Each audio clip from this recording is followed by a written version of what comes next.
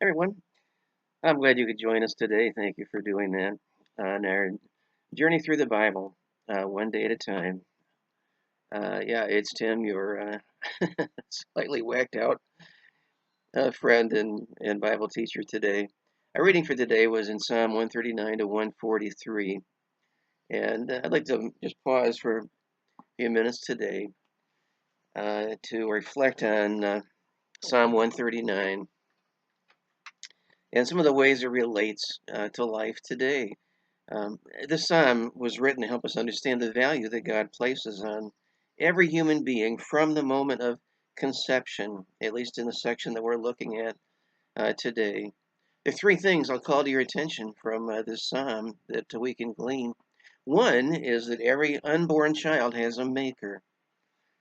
Psalm 139:13, David said, "For thou hast possessed my reins, thou hast covered me in my mother's womb." Now, the entire psalm is about God and about how He is everywhere. He knows everything, but an important part of that is God's role in the design of human beings, even before they are born. When David talks about the reins, he's talking about the internal organs. Literally in Hebrew, it's kidneys.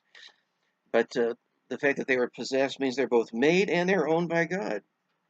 And this is a part of creation that bothers unbelievers the most, probably, because if people have a creator, that also means that the Creator has claims over them, which He does. David said that you've covered me in my mother's womb. The word covered means knit together within the womb. From the very beginning, God forms and begins to weave a human being long before birth. And the formation of the life of a person in the womb, it really is the work of God. It's not merely a mechanical process, but it's more like the art of weaving and knitting. The life of the unborn is the knitting of God, and what He is knitting is a human being in His own image, unlike any other creature in this universe. And David is not just talking about himself, he's talking about every human being. You know, when you look at the human body in the microscope, you'll see that it literally is woven together. Our skin is made of collagen fibers that are very tough. In fact, they're so strong. Those fibers are stronger than steel for the same cross-sectional diameter. But they're less elastic than steel, and yet your skin is stretchy. Well, how is that possible? It's possible because your skin is knit together. It's woven as a work of art by God. You see, my friends, you're not the result of time and chance, but of God's work that began even before you were born. Number two, I want to call to your attention the fact that every unborn child has a design. In verses 14 and 15, David said, I will praise thee, for I am fearfully and wonderfully made. Marvelous are thy works, and that my soul knoweth right well. My substance was not hid from thee when I was made in secret and curiously wrought in the lowest part of the earth. And obviously, that doesn't mean that fetal growth takes place underground, but it's a poetic phrase that expresses something of the mystery of life. It pictures something that's hidden and therefore difficult to discover. Well, his life was at this stage before he was born, where it's difficult to understand or even investigate. Uh, did you notice there's no change in the personal pronoun that David uses? It's still I, it's still me, describing his life before birth, just as it was when he's speaking about himself as a grown person.